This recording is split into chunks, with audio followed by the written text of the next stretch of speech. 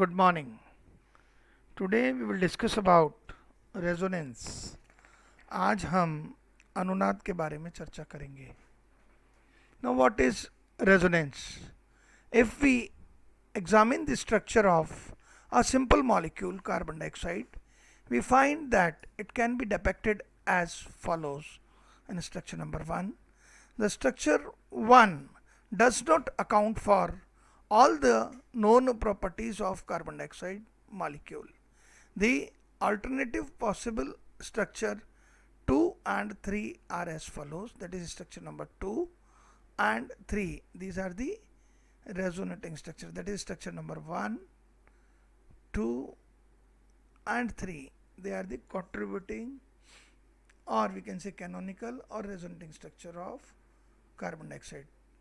So in others word, none of these structure represent the true structure of carbon dioxide.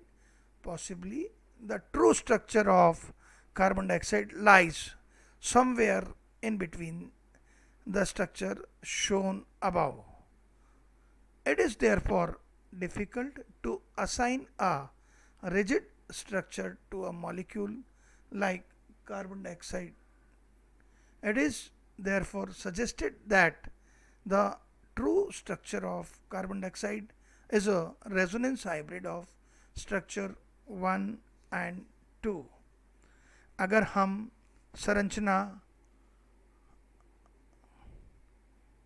एक, जो कि हम कह सकते हैं एक साधारण अणु कार्बन डाइऑक्साइड की संरचना एक को हम देखें तो संरचना एक कार्बन डाइऑक्साइड के सभी गुणों की व्याख्या नहीं कर पाती, अतः कुछ अन्य संभावित संरचनाएं संरचना 2 और 3 के द्वारा प्रदर्शित किया जाता है. दूसरे शब्दों में हम कहें कि इन संरचनाओं में से कोई भी CO2 की वास्तविक संरचना नहीं है, अतः संभवतया CO2 की वास्तविक संरचना इन संरचनाओं के मध्य होती है, जो कि ऊपर दर्शाई गई संरचना 1, 2 और 3 के मध्य होती है. अतः CO2 जैसी जटिल संरचना के बारे में कहा जाना आसान नहीं है. CO2 की संरचना, दैट इज CO2 की वास्तविक संरचना 1, 2 और 3 का अनुनादी संकर है. These structure 1, 2 and 3 do not represent the true structure, but they only contribute to the true structure of CO2. हम कह सकते हैं ये संरचनाएं 1, 2 और 3 वास्तविक संरचनाओं को प्रकट नहीं करती या वास्तविक संरचनाओं में केवल योगदान प्रदान करती है. ऐसी संरचनाओं, that is structure number 1, 2 and 3, ऐसी संरचना 1, 2, 3 को हम अनुनादी संरचना या कैनोनिकल संरचनाएं कहते हैं. That is structure number 1, 2 and 3 को हम अनुनादी संरचना, और इन तीनों का मिश्रण जो कि अणु के सभी गुणों की व्याख्या करता है, इसे हम रेजोनेंस हाइब्रिड या अनुनाद संकर कहते हैं. Is it clear? Next, what is resonance energy? अनुनाद ऊर्जा किसे कहते हैं? The difference between the observed and calculated value for heat of hydrogenation of a molecule is called resonance energy. किसी अणु में हाइड्रोजनीकरण ऊष्मा का प्रेक्षित और परिकलित मान के अंतर को अनुनाद ऊर्जा कहते हैं. उदाहरण के तौर पर बेंजीन की परिकलित हाइड्रोजनीकरण ऊष्मा का मान 358.8 किलो जूल प्रति मोल है, जबकि बेंजीन की प्रेक्षित हाइड्रोजनीकरण ऊष्मा का मान 208.3 किलो जूल प्रति मोल है. अतः बेंजीन की अनुनाद ऊर्जा होगी 358.8 माइनस 208.3 बराबर 150.5 किलो जूल प्रति मोल. Is it clear? अनुनाद का सिद्धांत, resonance theory. The main postulate of resonance theory are. अनुनाद सिद्धांत की निम्नलिखित अभिधारणाएं हैं. पहला है, when a molecule can be represented by two or more structure that differ from one another only in arrangement of electron and not in atomic nuclei, the molecule is said to involve resonance. The molecule is said to be a resonance hybrid of all these structures. अगर कोई अणु के दो या दो से अधिक संरचनाओं से प्रदर्शित करते हैं जो कि एक दूसरे की इलेक्ट्रॉन व्यवस्थाओं में अंतर के कारण होता है, न कि परमाणुवीय नाभिक के अंतर के कारण, वे अणु ही अनुनाद में भाग लेते हैं. The molecule is said to be resonance hybrid of all these structure. अतः वह अणु उन सभी संरचनाओं का अनुनाद संकर है. None of these structures represent the actual molecule, but each of these structures contribute to the hybrid. निम्नलिखित में से कोई भी संरचना वास्तविक संरचना को प्रदर्शित नहीं करती, किंतु प्रत्येक संरचना अनुनादी संकर में योगदान देती है. सेकेंड पॉइंट है, each contributing structure must have the same number of unpaired electron. प्रत्येक योगदान देने वाली, जिसे हम कहते हैं अनुनादी संरचना, में अयुग्मित इलेक्ट्रॉन की संख्या समान होती है. Third point is, the greater the stability of contributing structure, the greater is its contribution to the hybrid. हम कह सकते हैं अनुनादी संरचनाओं का स्थायित्व जितना अधिक होगा उतना अधिक अनुनादी संकर में उसका योगदान होगा. Next is, resonance is most important when the contributing structures are equivalent. अनुनाद एक महत्वपूर्ण प्रक्रम है जिसमें अनुनादी संरचनाएं समतुल्य होती है. They have the same stability और सेम एनर्जी कंटेंट, अर्थात उनमें समान स्थायित्व होता है या उनकी ऊर्जा समान होती है. The resonance hybrid is more stable than any of the contributing structures. अनुनादी संकर अनुनादी संरचनाओं की अपेक्षा अधिक स्थायी होते हैं. The smaller the difference in energy content of the contributing structure, the greater the resonance energy of the hybrid. अनुनादी संरचनाओं में ऊर्जा का जितना कम अंतर होगा उतना ही अनुनादी संकर की अनुनादी संरचना अधिक होगी.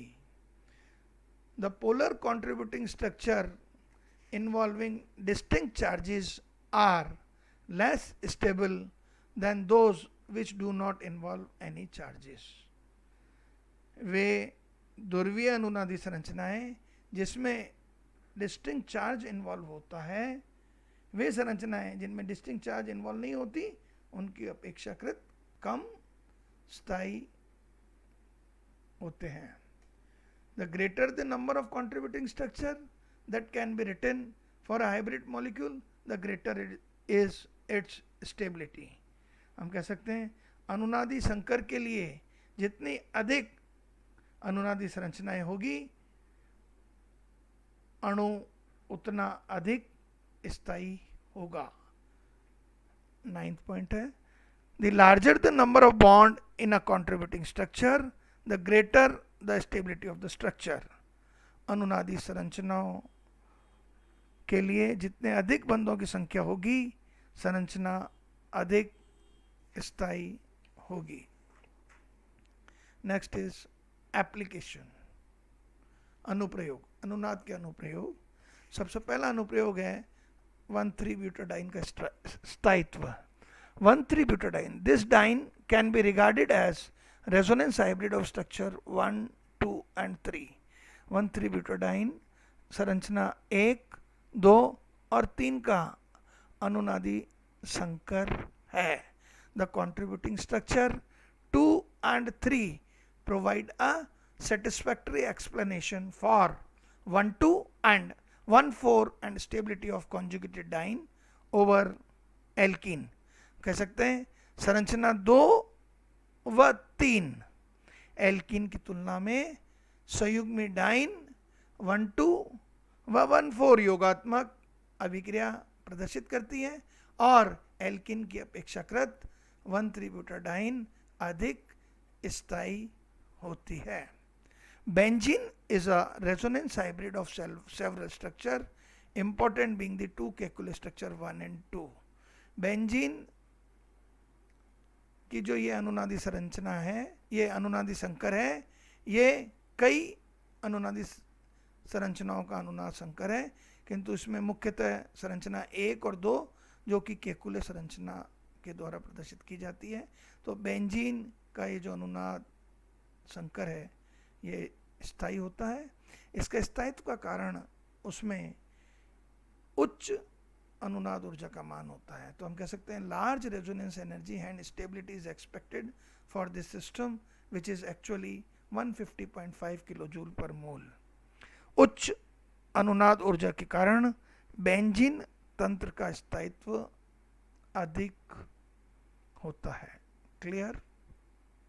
Allyl carbocation is a resonance hybrid of structure 1 and 2।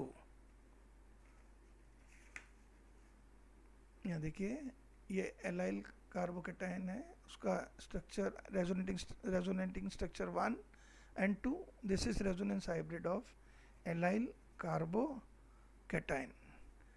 Now next application is benzyl carbocation। The stability of benzyl carbocation can also be explained by resonance as shown below।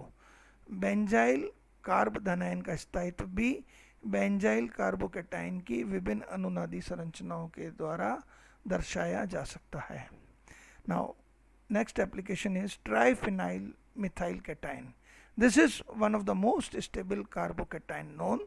Its stability is due to extensive delocalization of positive charge as shown below। देखिए positive charge यहाँ यहाँ यहाँ, तो triphenyl methyl cation 9 contributing structures बनाएगा। तो हम कह सकते हैं कि जितने अधिक कॉन्ट्रीब्यूटिंग स्ट्रक्चर होंगी, या ये कह सकते हैं जितने अधिक रेजोनेटिंग स्ट्रक्चर होंगे उतना कार्बोकैटाइन अधिक स्थायी होगा।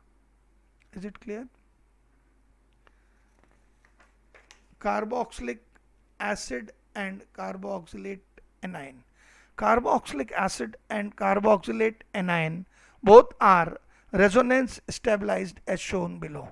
हम कह सकते हैं कार्बोक्सिलिक अम्ल और कार्बोक्सिलेट ऋणायन दोनों अनुनाद के कारण स्थायी होते हैं। संरचना 1, 2 ये इसका अनुनाद संकर है कार्बोक्सिलिक एसिड का, और बी कार्बोक्सिलेट ऋणायन संरचना 1, कार्बोक्सिलेट ऋणायन संरचना 2, that is two contributing structures, resonating structure of carboxylate anion, and this is resonance hybrid of carboxylate anion। Is it clear? Since structure 1 and 2 in B are equivalent, हम कह सकते हैं B में संरचना 1 और 2 समतुल्य है। The carboxylate anion is more resonance stabilized than parent carboxylic acid. हम कह सकते हैं कार्बोक्सिलेट ऋणायन जनक कार्बोक्सिलिक अम्ल की अपेक्षा अधिक स्थायी होता है। नाउ द स्ट्रक्चर 3 ये देखिए अनुनाद संरचना 3 जो दर्शाई गई है, would also explain that the two carbon oxygen bond in carboxylate anion should be identical and equal in length. संरचना 3 में ये जो कार्बन ऑक्सीजन बॉन्ड है, ये एक और एक ये दो कार्बन ऑक्सीजन बॉन्ड है, ये दोनों कार्बन ऑक्सीजन बॉन्ड आइडेंटिकल है, समान है, और अनुनाद के कारण इन दोनों कार्बन ऑक्सीजन बॉन्ड की बंध लंबाई भी समान होती है. That is bond length of these two carbon oxygen bond is same due to resonance. Is it clear? Next application is acidity of alpha hydrogen in carbonyl compound. It is unstable because the resulting carb anion are resonance stabilized as below. हम कह सकते हैं carbonyl यौगिकों में alpha hydrogen की अम्लता carb anion के कारण होती है, जो कि नीचे दर्शाया गया है. This is carb anion and this is contributing structure of carb anion. This is resonant hybrid of carb anion, which explain the acidity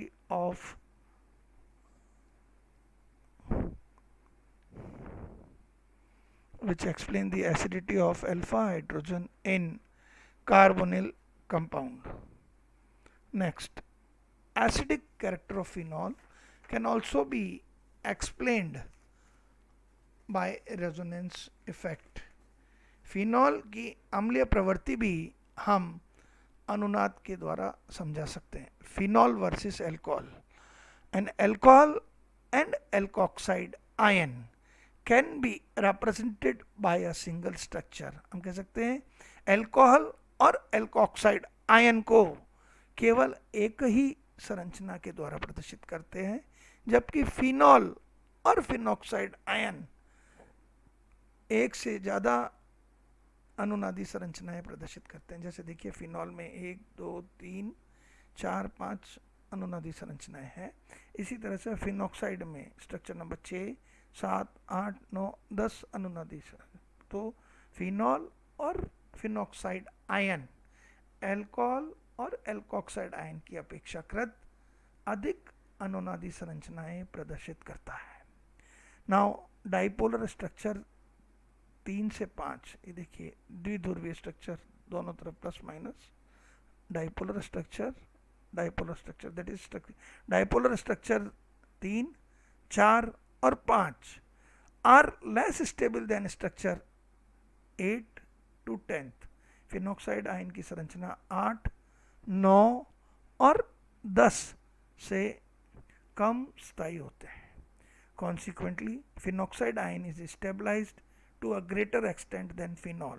तो हम कह सकते हैं फिनॉल की तुलना में फिनॉक्साइड आयन अधिक स्थायी होते हैं, और फिनॉल का आयनीकरण अल्कोहल की तुलना में अधिक होता है. That is, and the equilibrium towards ionization of phenol is favored relatively to the ionization of an alcohol.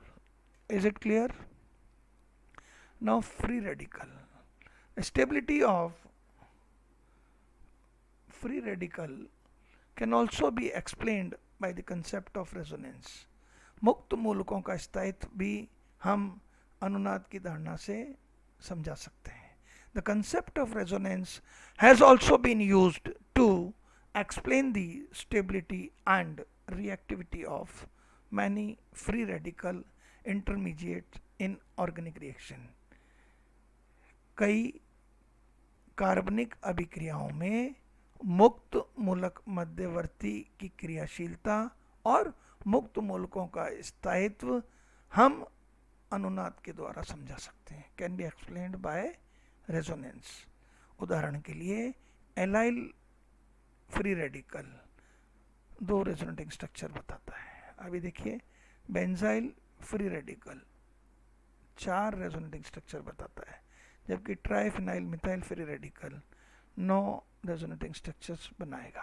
तो हम कह सकते हैं जितनी अधिक रेजोनेटिंग स्ट्रक्चर बनेगी उतना फ्री रेडिकल अधिक स्थायी होगा. तो हम कह सकते हैं अनुनाद के आधार पर हम एलाइल बेंजाइल या ट्राइफिनाइल मिथाइल फ्री रेडिकल के स्थायित्व की भी व्याख्या कर सकते हैं। Now what is resonance effect? अनुनाद प्रभाव, या इसको हम मीजोमेरिक प्रभाव भी कहते हैं। The effect caused by the phenomena of resonance और mesomerism in a molecule is called resonance effect. किसी अणु में अनुनाद के कारण हुए प्रभाव को हम अनुनाद प्रभाव कहते हैं, इसे हम मेसोमेरिक प्रभाव भी कहते हैं। When group such as CO, NO2, CN, COR, etc. are adjacent to the multiple bond, they withdraw pi electron from the multiple bond through resonance. It is known as minus R और minus M effect। कह सकते हैं अगर वे समूह जैसे CO, NO2, CN, COR जो कि किसी बहुआबंध के निकटवर्ती जुड़े हों, तो ये समूह कौन से? CO, NO2, CN, COR बहुआबंध से पाई इलेक्ट्रॉन को अपनी ओर खींचेंगे। That is they will withdraw the pi electron from the multiple bond towards it. This effect is known as minus R or minus M effect. Is it clear? The resonance or mesomeric are said to be minus R or minus M effect or electron withdrawing resonance effects. इसी प्रकार ऐसे समूह अगर multiple bond में जुड़े हों, जैसे hydroxide, methoxide, amino chloride, hydrogen sulphate, alcoholic group, alkoxy group, amino group, secondary amine and chlorine etcetera, अगर मान लीजिए multiple double bond, that is multiple bond से जुड़े रहे, विच कैन रिलीज और डोनेट इलेक्ट्रॉन थ्रू रेजोनेंस और मेसोमेरिज्म। हम कह सकते हैं ऐसे समूह अगर मल्टीपल बॉन्ड में जो कि बहुबंध की ओर इलेक्ट्रॉन देंगे, which will donate electron towards multiple bond through resonance और mesomerism, are known as, we can say, plus R or plus M effect. They are also known as electron releasing resonance effect. This is all about resonance, postulate of resonance theory, applications of resonance and resonance effect. Thank you.